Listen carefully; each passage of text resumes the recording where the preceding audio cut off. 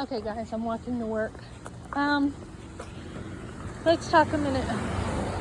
Yesterday, I had somebody on my YouTube channel making comments, and I was having my salad, and I had, for a split second, remembered like this smell that I had not remembered in ages. So this is also part of the whole thing. Hello. So I just wanted to get past the person before I talk about it. So trauma is definitely something that affects women for years.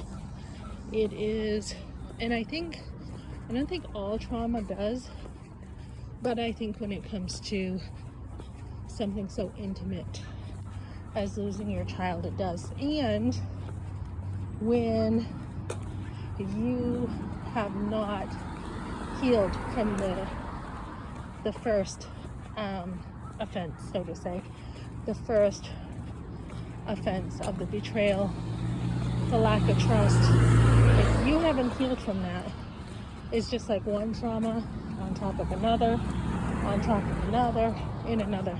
And that's kind of how it goes for a lot of girls. They don't have anyone to talk to.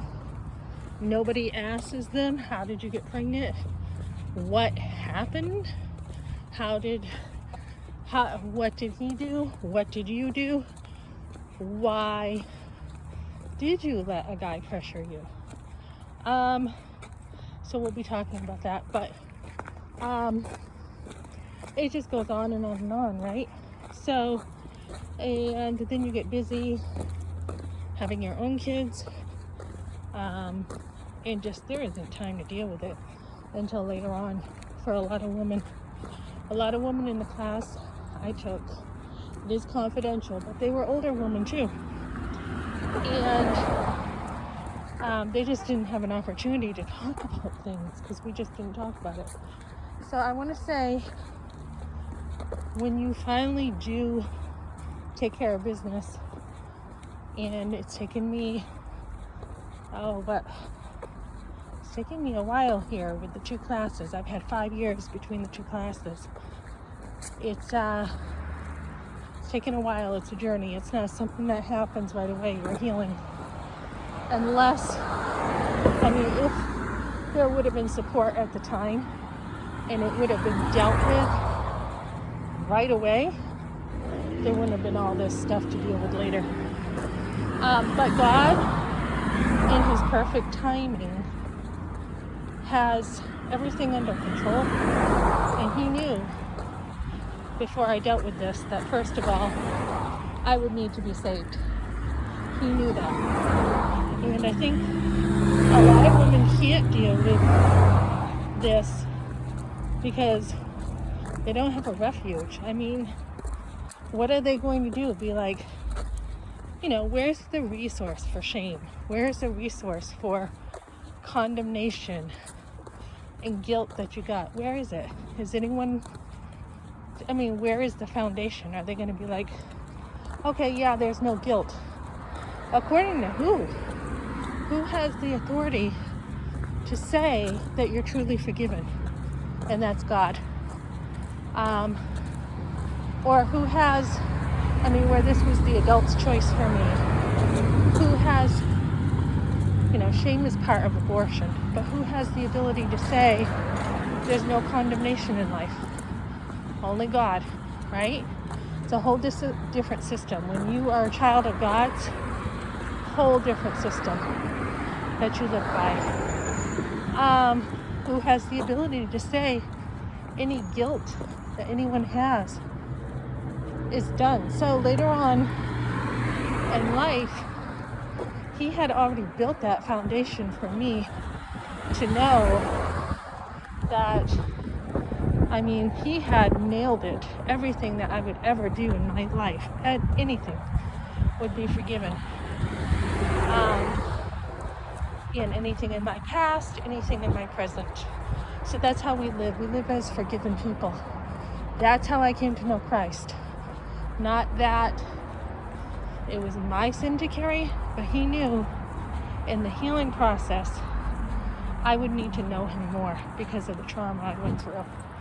He knew I would need him. I think he already knew I needed that. He knew I would need to be a mother so that I would know the joys of motherhood and I would know what it's like to have had a loss so deep and so great. I think some women, they can feel their loss, definitely. Some can later on, but once you're a mother, oh my goodness. Once you have had your baby, because you were a mother during the abortion, but once you have truly become a mother in the sense of, I mean, you are a full mother at the time, but in the sense of raising children, the losses you see every single day, child's laughter, a child's innocence, you see what you missed. And luckily for me, God had the perfect timing. I've had five sons who I have totally enjoyed.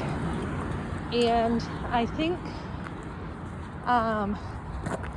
as I've healed up, my youngest is close to being an adult. There is that time now to have grieved in a different way than maybe if I had taken these classes before I had children. I don't know. But I just know God works it all out for our good. And I think he also had given me a husband at the time who had loved me very, very much. And that was a grace that he gave when I had a guy basically walk out on me. But now that my husband is doing this, the similarities are very, very close in some ways, and I'll talk about that another time. So it's just so strange that my husband chose to abandon me at the same time I'm going through this process of healing from a man. Well, yeah, he was closer to a man when a man left me. He was like a year older.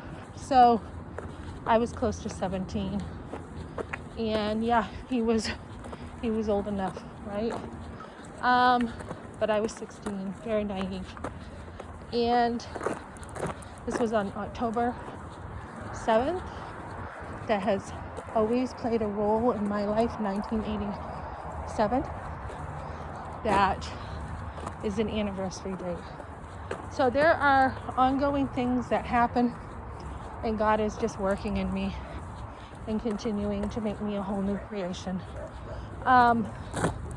Everything that I've been going through this last year with healing, and even up until yesterday with another trigger, has been forming me into a whole different person. I can say, since I've last seen my husband about a year and 3 months ago, I'm not even the same person. I'm like totally have done the work, and you change. And the very fact that yesterday I had to think about things some more, like, okay, he did, there was pressure, there was a lot of things coming to my mind that framed this whole thing again in a different way.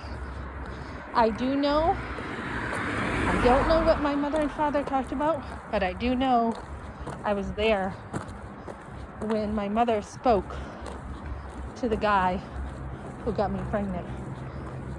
And my father was not there, so he didn't hear everything. And he wasn't there downstairs in the bedroom. if he was my father. I had said he had disowned me. He said, "You're not my daughter. They're not my grandkids." So there was a lot going on that my dad did not know because he trusted my mother. And there was a lot going on that I did not know between the two of them. So will I ever have those answers? Probably not. Where my mother was like, I had talked to her in the hospital during COVID time after years of not talking to her.